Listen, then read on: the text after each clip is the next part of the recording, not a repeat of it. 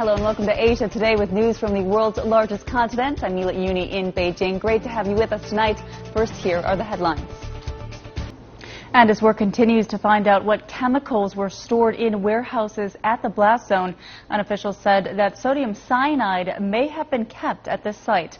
Now, India's environment minister has quoted an international study as saying that air pollution kills 80 people in Delhi each day. He's now distancing himself from that statement, but air pollution is certainly a major issue.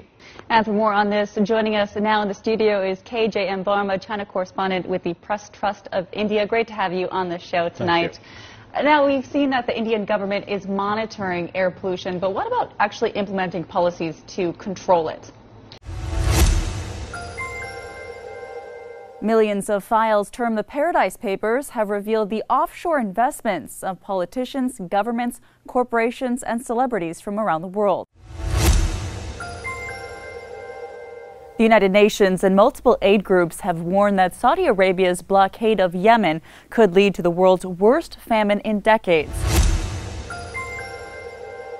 It turns out wildlife can occasionally provide quite a bit of comic relief. Need proof? Well, just take a look at some of the recently announced finalists for the Comedy Wildlife Photography Awards.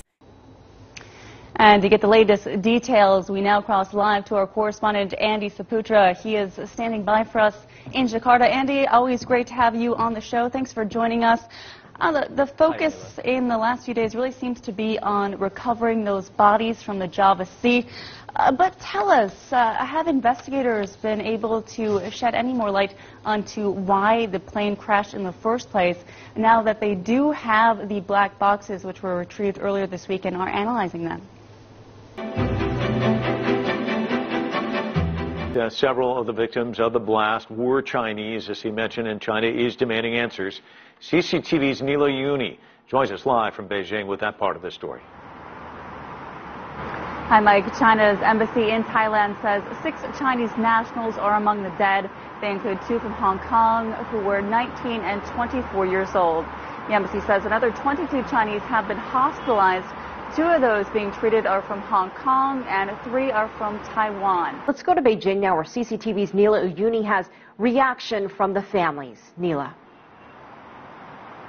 Good morning from Beijing. Elaine, 154 of the passengers were from China. The confirmation about the wing section came during the night here, but it woke up the internet. On China's largest social media platform, Weibo, comments are full of sadness. And one of Asia's most populous cities, Jakarta, is under threat of literally being swallowed into the ground. The capital is facing a dire threat from its rapid urban development and rising seawater, but the government has launched a giant effort to save it. And that's all for today's program. For the latest news from Asia and beyond, you can follow CCTV News on Weibo, Twitter, and Facebook. And for all our video updates, subscribe to the CCTV News YouTube channel. I'm Neela Eyunni in Beijing. As always, thanks for watching and have a great weekend.